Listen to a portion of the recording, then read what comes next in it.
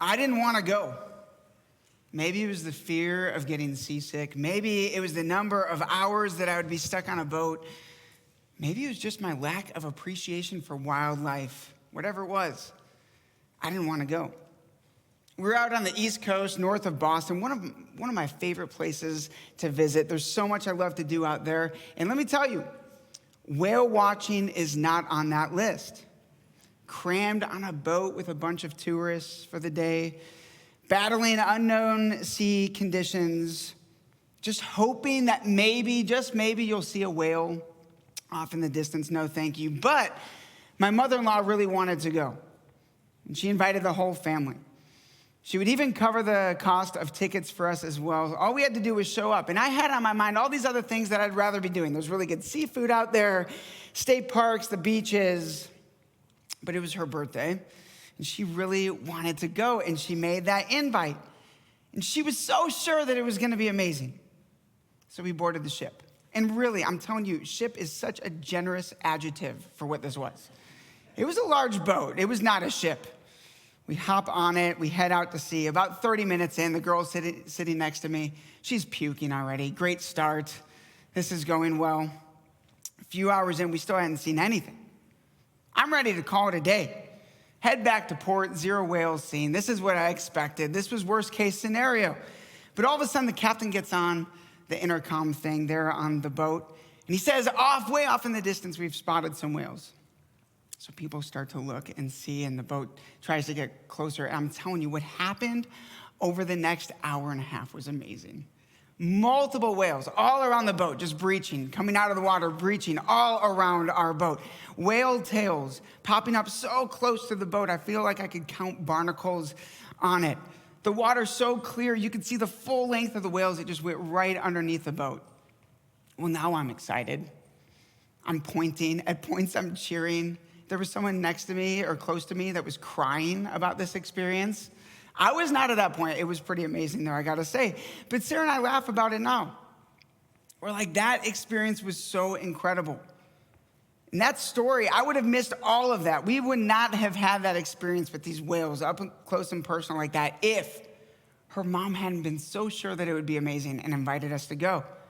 And if we wouldn't have said, sure, I'll go to that, I bet you've had some invitations yourself that you're glad that you took. That when you think back on, you appreciate the person that invited you to it. Maybe it was an invitation to a new job or a new relationship or an invitation that sparked some sort of passion within you. One of the easiest ways to change a life is to invite someone to something new. There's this amazing text of scripture that we're going to be looking at today, and it highlights the power of an invite. And the more I've studied it and looked at it this week, the more I've been humbled by it, but also inspired by it. So I want to look at it with you. Grab a Bible. Meet me. We're in Colossians 4, verse 3 today. If you're using the Bibles here, it's page 985. I encourage you to follow along in the text. We got the notes. Got the app. You can follow along there as well. Let's pray as we get started. God, thanks so much for your word. Thank you for what it teaches us. I pray that you would do that here today. Show us from your word what we're supposed to get and help us to live it out for you. In Jesus' name, amen. The sun pops between the mountains. The marbled architecture is glowing. It's a beautiful Italian morning. Can you picture it? But none of that can be enjoyed by some of Rome's most notorious. Underneath these stone streets lies a cavern. It's a large, dark room filled with hardened criminals there. Very little natural light gets through this small window in this wood door that leads into this cell. Down there, men just stumble over each other. It's not uncommon to trip over a dead body, someone who's starved from just not having any food, maybe disease or suicide was their demise. Down there, it's a piece of hell down there. The darkness is overwhelming, the stench horrible. Little drainage or sewage, no ventilation, so bad that even the strongest man would just beg for mercy to be let out of there. And it's in this crowded cavern of darkness sits a man. And he's not an intimidating criminal, though he is somewhat notorious. It's the famed Apostle Paul. His friends wrote that he's a short man, he's bald and crooked legs, so he walks a little bit different, but he speaks and writes with passion and eloquence. What he might lack in physical intimidation, he makes up for it in mental strength. And there he is, before we get into the passage, sitting by this little window in the door, telling to the scribe who sits on the other side these words to write to his friends, the Colossians, and he says this: "At the same time, pray also for us, that God may open to us a door." Yeah, listen, I would want that door open too. We're on the same page?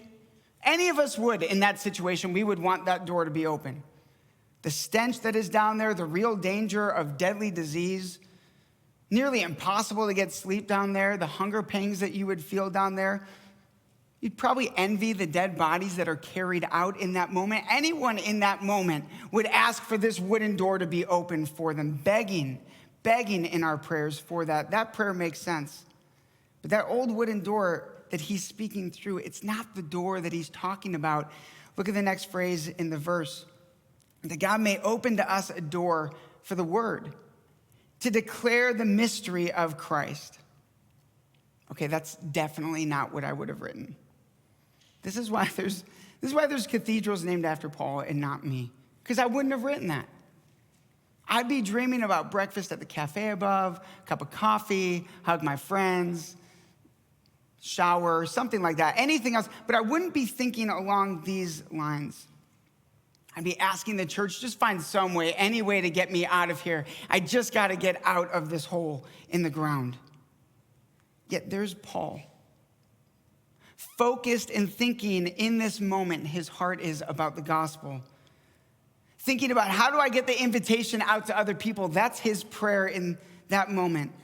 It's for the crowded men around him, men close to death, men that he knows are about to enter into eternity. He prays there for a door to open for the word to get to them, not the wooden door, but a door to the hearts of the people around them, to invite them to know Jesus. It's this one sentence that he says there. We could almost stop there because it is so inspiring, but it's also super convicting. It gives us a clear picture of the heart of Paul and what he's about. What he prays about tells us something about his heart. And it's the same for us. What we pray for says something about our heart and where we're at. Think about it this way. If you were to take a transcript of all your prayers of the last week or month, what would be some of the repeated themes? Maybe it's health concerns. That's good. God tells us he wants us to talk to him about those things. It's good to bring those things to him. Make our requests made known to God. That's good. Would that be the main theme? Maybe it would be a job. Maybe you need a job. Maybe it's finances or desire for a spouse. Maybe your transcript would be short. It would just be over and over. Thanks for this food. Thanks for this food. Thanks for this food. All of that is fine stuff to pray. But when was the last time you prayed for this? God, would you open a door today so I could influence someone for you, that I could invite someone to know you, that I could tell someone about you, regardless of your situation and circumstance? Break my heart for the lost. See, I fear that too many of us are just praying for ways to survive this life and not praying to accomplish the goal of this life.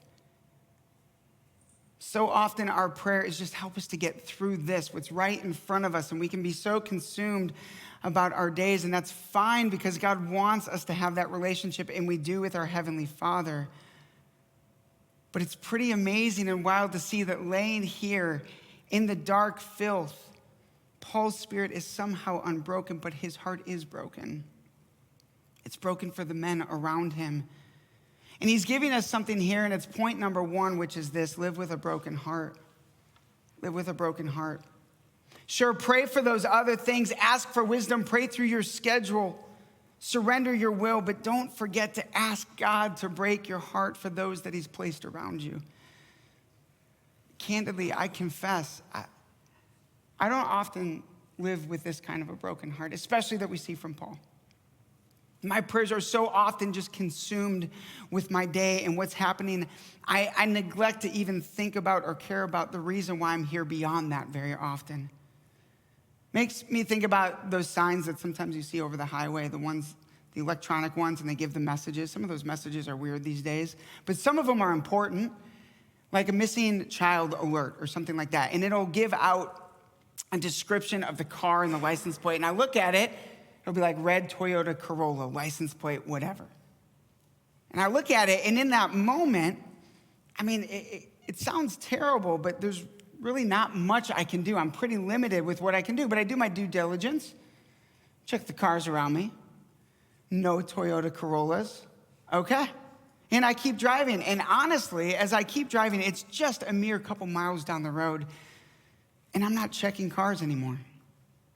I'm not thinking about that kid anymore. Why am I so casual? It's embarrassing a little bit to say, but it's because my heart isn't in it as much because I don't know this kid. That's the reality. But I'm telling you, if that was my kid, I'd be all over it. I wouldn't rest until I found my kid. You'd have to sedate me. I'd be all over it. I'd be recruiting you all to come with me. I would check every alleyway. I would check every garage, every parking lot. Till I died if I had to, because that's my kid and I'm gonna find my kid. I'd hire a militia. I would do all sorts of things because I have great emotion for my kids. And here's the thing, God has great emotion for his children that are missing from his family.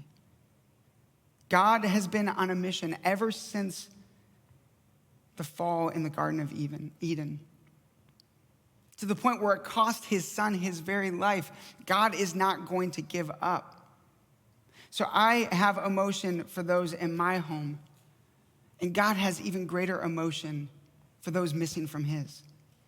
And he's assembled this militia to go seek out and bring them home, and it's called the church. It's us. He expects the church to live on earth with a broken heart, desperately trying to help get other people home. And here in this dark cavern, Paul is praying with that kind of a broken heart. Do you have that kind of a broken heart? I admit, often my heart is not in that place, especially with people. As I interact with people and I talk with people throughout my day, sometimes it's just against certain people. Maybe I'm just annoyed with people or just indifferent. I can often be annoyed at people instead of praying for people. So I'm working through the sermon Thursday night in my front yard. I'm at this exact part in the sermon, talking about breaking heart for other people and that kind of heart. I'm sitting in my front yard, beautiful night, and nice little crested moon right above the tree line. It's quiet, and I'm thinking, what's an illustration that I could use in this moment? Trying to think about it. And in that moment, there's these kids that go by in like these motorbikes, electric bikes. There's like 15 or 20 of them. And here's the thing. I've been dealing with these guys all summer long. The whole neighborhood has. If you're from where I'm, like everyone knows about them. They take up the full street. They take their time through, they're loud through. And in this moment, I'm interrupted by them. And honestly, in my head, I think, oh, not these guys. Seriously, one time, one of them cut right in front of me. I slammed on my brakes so I didn't hit him. And then he cussed me out, and he was angry with me. And I was like, dude, what? Like, I just saved your life, but I had done something wrong. So in my head, I'm like, oh, man, not these guys. Like, I'm pretty annoyed with these guys. Now they've distracted me. Where was I in all this? I come back down into my notes. Okay, I'm trying to think of an illustration of when my heart wasn't breaking for people's eternity. When was I annoyed or frustrated? I'm like, oh, I have been all summer with these guys. All summer. And in that moment, I'm like, okay, God literally just brought that right here in front of me, in front of my eyes to see that. I didn't have a broken heart. I don't think I'm the only one, though. If we were honest and we went around the room, I think we'd all have stories at work or customers or while we drive or neighbors, people in your class, people in the halls during passing periods, just annoyed with people. Meanwhile, God is going, I have you there for a reason. Can your heart care about those people and their eternity? We're so focused about what we're doing and we're so annoyed by what they're doing.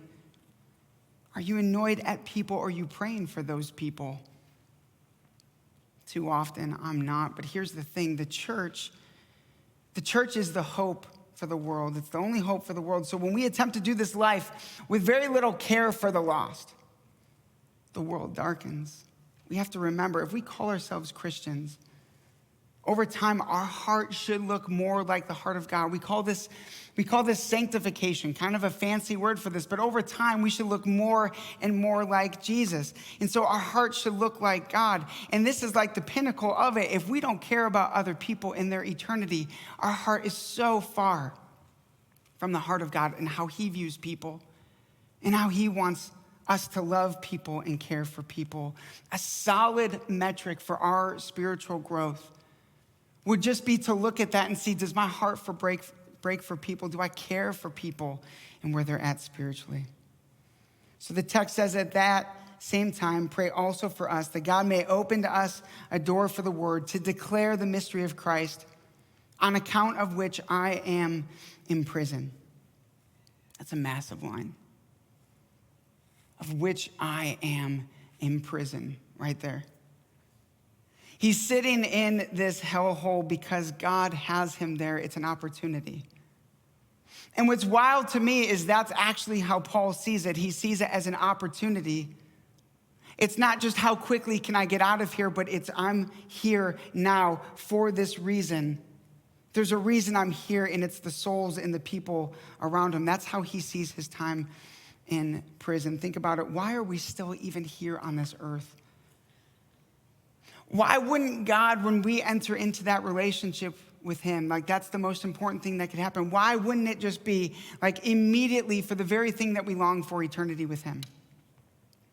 Why can't we just have that now? It's because of this. It's because God has us on a mission right now to help other people find their way home, to invite other people into a relationship with God, to impact eternity in those ways. Yet so often, if my heart isn't for them, that's sometimes what it is, but oftentimes too, sometimes I can be just so guilty of just wanting to fit in here. Instead of wanting to influence other people, I just want to fit in. I don't really want to be weird or stand out. Paul's not thinking about any of that in this moment. Come on, be honest with me. Isn't that one of the main reasons why we don't say something? How will I sound? How will people take it? What if I push them further away from this? I don't want to be weird. I think I'll just fit in here. It's in those moments that we want to fit in, that we surrender the very mission that God has us here for. It's one of the greatest tragedies that we can live. Desiring to fit in here instead of making that impact for eternity. It makes me think of a friend of mine. Man, this guy, he had this right. He was always thinking about other people in their eternity. He was so focused on people regardless of what we were doing. I remember one time we were going out for dinner, a group of guys were downtown, and all of a sudden we notice he's not there. He's not at the table. We're like looking around. So we give him a couple minutes. Eventually I go outside, and he's outside. He's talking to a guy about Jesus, just talking to this guy. He started having this conversation. Maybe you know someone like that. He just finds these situations like that. Even in a group of Christians, he stands out. His heart for people stands out. Man, I'm thinking about the burger I want to get. He's focused on this man's eternity. We'd be in the hospital. I'm focused on who we're about to visit in the hospital.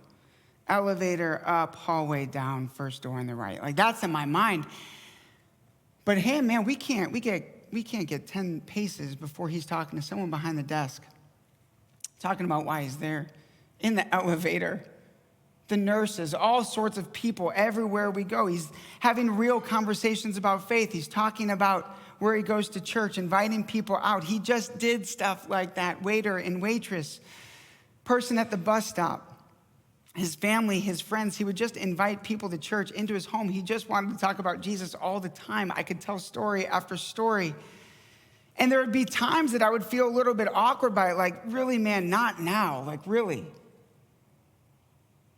People kind of rolling their eyes at him a little bit. I'm like, yes, just relax, maybe a little bit. But the thing is, he didn't care as extreme as it seemed in that moment, because I think he had something right that now I look back and I admire about him.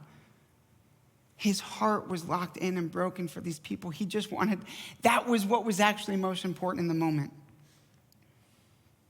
I'd rather be socially unaware with a passion for the lost than fit in and relinquish that passion. That's how I want to live, and I look at other people who do that, and I see the power of it. This is the reason why we're here. It makes me think about Revelation 20. Jesus' best friend sees the future and what's to come, sees the next life, specifically Judgment Day, the dead where everyone is judged. All those who did not embrace Jesus, swallowed up by hell. And in the scene of Scripture, it's there to motivate us to say, that's coming. We will witness that. That is actually reality for people. So now every day until then, we're still here. And we still talk about it, and we still invite people, even if it seems weird at points, because this is why we're here. It's our heart. It's the heart of our God, and we're on this mission to do this. Verse 4 says that I may make it clear, which is how I ought to speak. First glance, this doesn't seem like very much, but this is so good. Okay, let's remember, this is the guy that wrote the book of Romans. Super clear gospel in the book of Romans. This is a guy that wrote a lot of the New Testament scripture, and yet you see him wrestling with what we often wrestle with. What if it's not clear? Oh, God, help me make this clear. And sometimes that's the reason why we don't want to say anything, because we're just nervous that it won't be clear. What do I say? Paul feels it too. But the thing with him is he's not going to let that fear or insecurity or uncertainty stop him from doing what he's supposed to do. So he brings it to God. God, help me to be clear as I talk about this. The word speak here is really interesting when you look at it. It could be translated as converse. In other words, Paul is asking God to open doors in conversations right here with these guys right around them. He prays that the doors would be open to share the gospel, and continues by asking God to help him have those conversations right here, right now. He wants to be ready. He wants to be aware. It's his prayer. Show me who, and open that door. It gives us point number 2 in our notes. Look for open doors. Look for open doors. You and I were designed to live our days with this broken heart, looking for open doors. And God is constantly giving us opportunities to invite people and to talk to people about Jesus. Are we noticing them? A couple years back, I challenged a group of high school students to pray every single morning, God, would you give me one opportunity to talk about your love with just someone? Can I just represent the gospel to one person, or maybe invite someone? Give me one opportunity. That was the challenge out to the group of students. As the week is going by, I actually felt a little bit nervous, because I knew we were going to have like a sharing time the next week. I was like, what if no one has an opportunity? What if it's just crickets? Like, what if this doesn't work? What if God doesn't give opportunities? Or what if no one takes it, you know?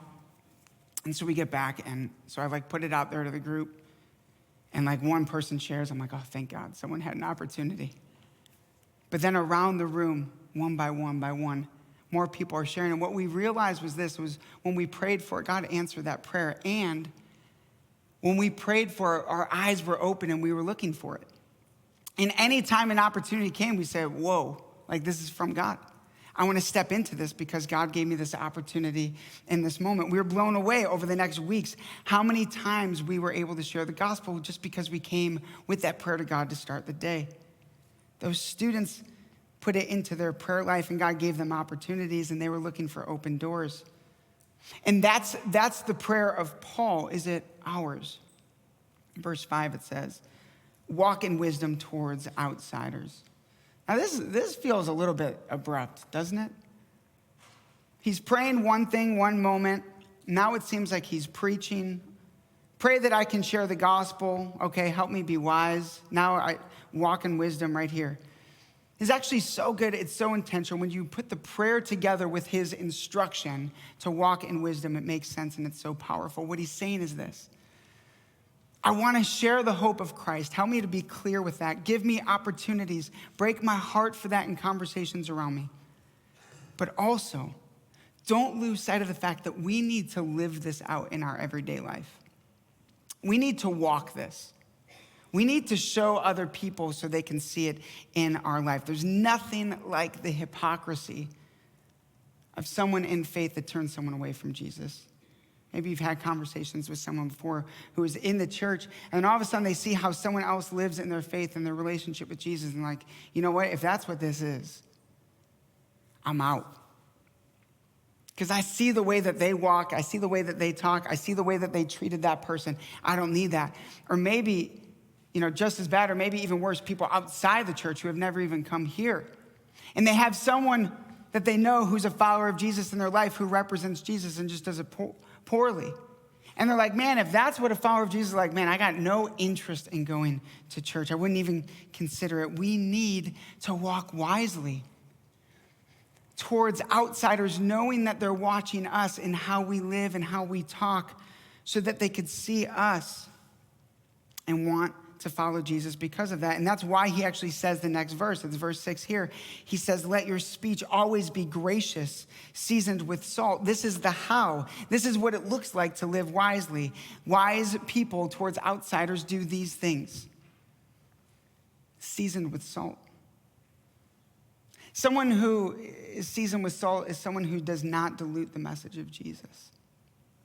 A lot of people do that today. In the name of tolerance, man, we'll just avoid talking about these certain things. Or we make ourselves God and we edit the Bible and we season Scripture with water and just dilute it and water it down. Paul says no. Salt. Salt has a way of making things taste better.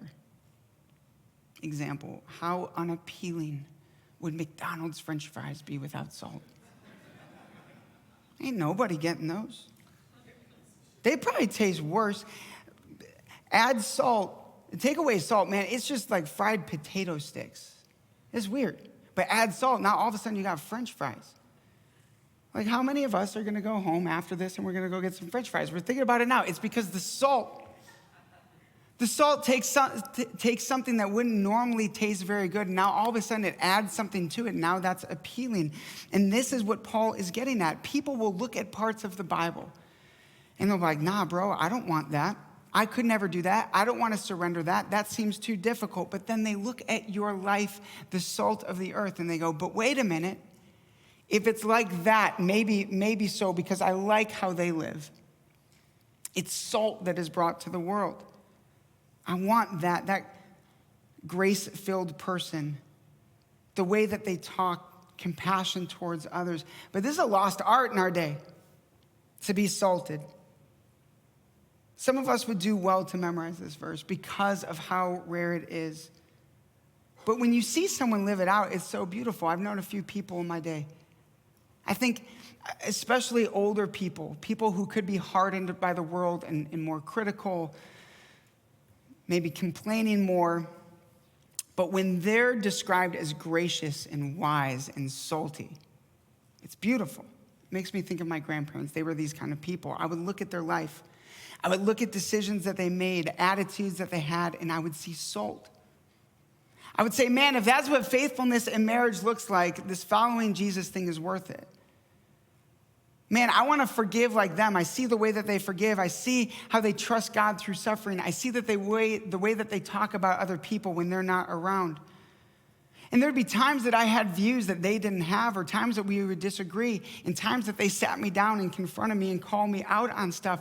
But I would look at their life and I would see the salt and I would say, but I trust them because I see the way that they live and I want that.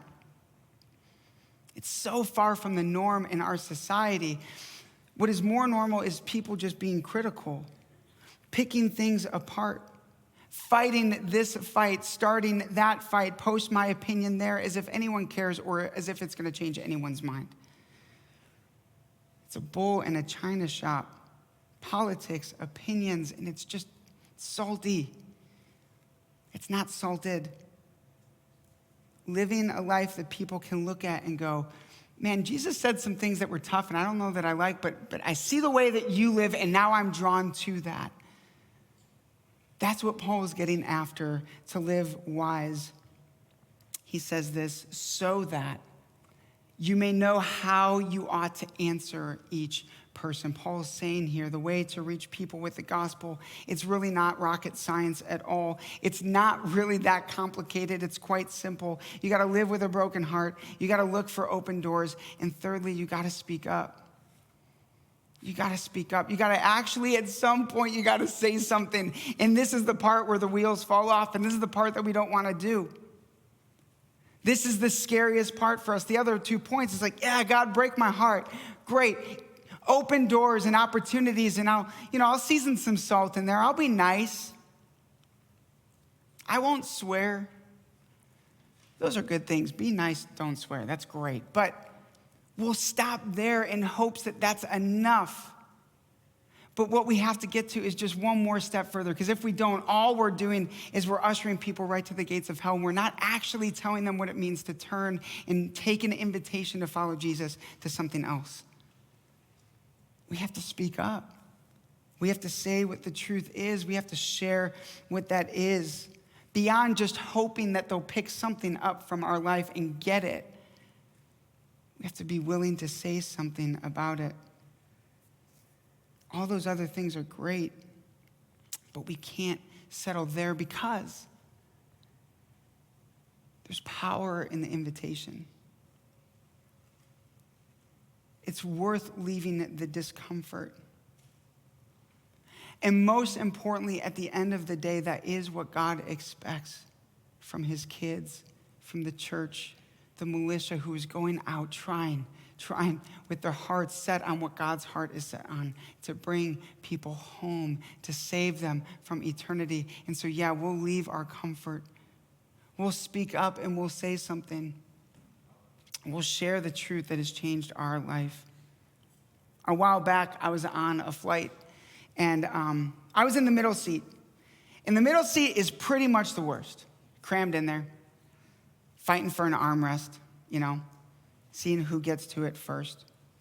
But there is a small part of me that loves the middle seat, and here's why.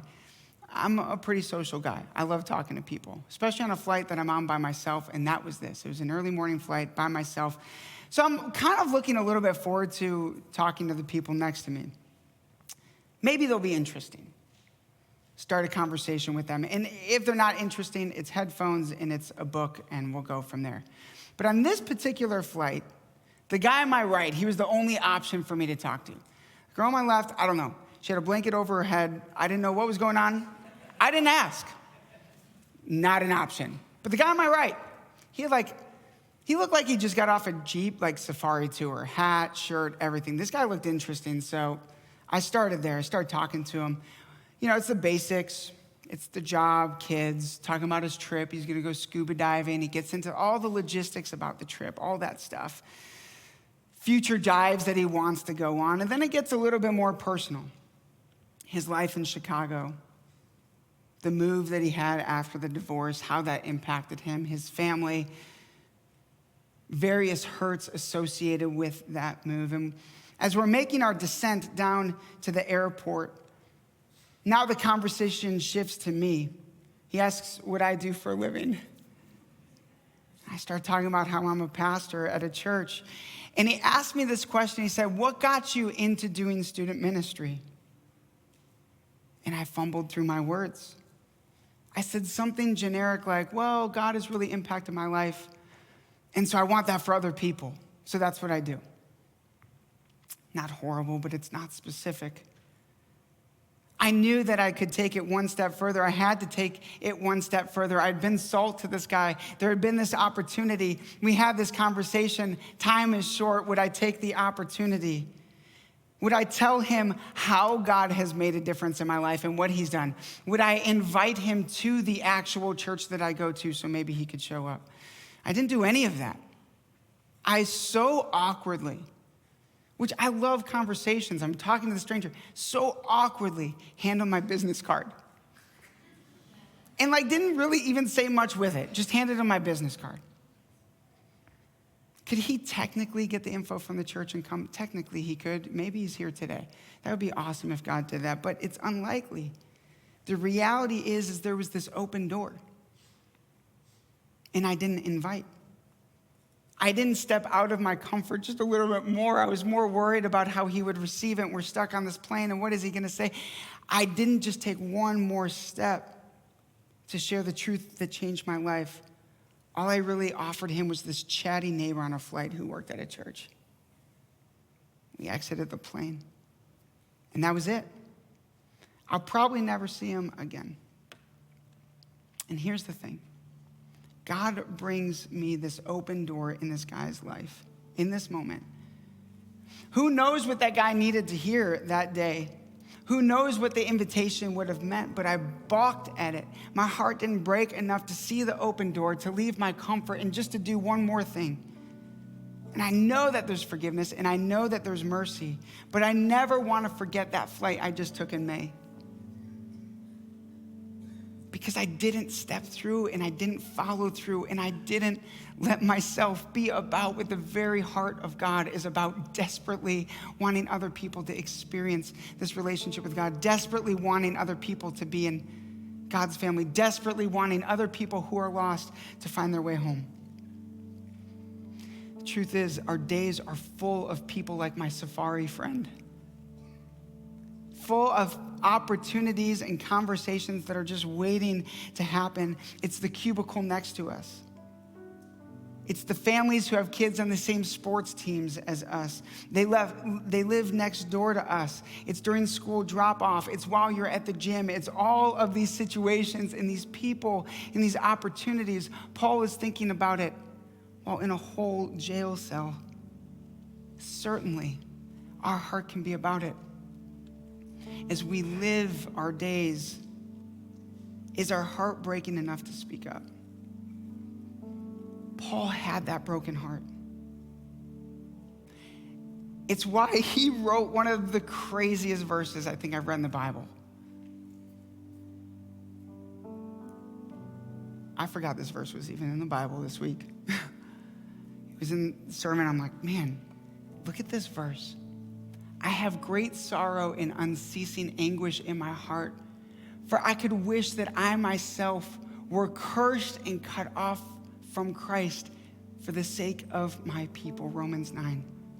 What Paul is saying there is he so desperately wants other people to experience this relationship with God. He wishes he could trade his standing and position at home in the family of God just so that other people could experience the truth of the gospel. Man, I'm far from that. But I want that. I want us to have that. That last phrase is not what I would write. But that's the kind of heart that God wants us to have. It's the kind of heart that God has as he took on flesh to die in our place. The very heart of God is broken. And if we're in him, wouldn't our heart break for the same thing too? Is it yours? Enough to look for open doors, enough to speak up when you're in the moment. Which leads us to our question today that we ask as we close. It's this: who has God put in your life to invite?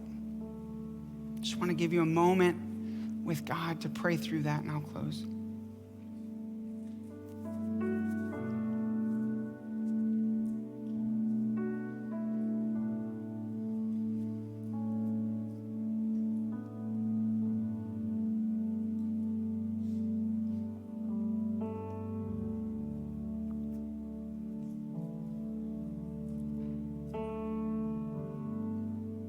God, we ask for your help. Without your help, we're going to be consumed in our own lives, our own things. God, we're going to miss the opportunities all around us. We want to be about what you're about. Help us to do it. Break our heart for what breaks yours. God, bring into our life opportunities. Give us the boldness and courage to follow through. In Jesus' name, amen.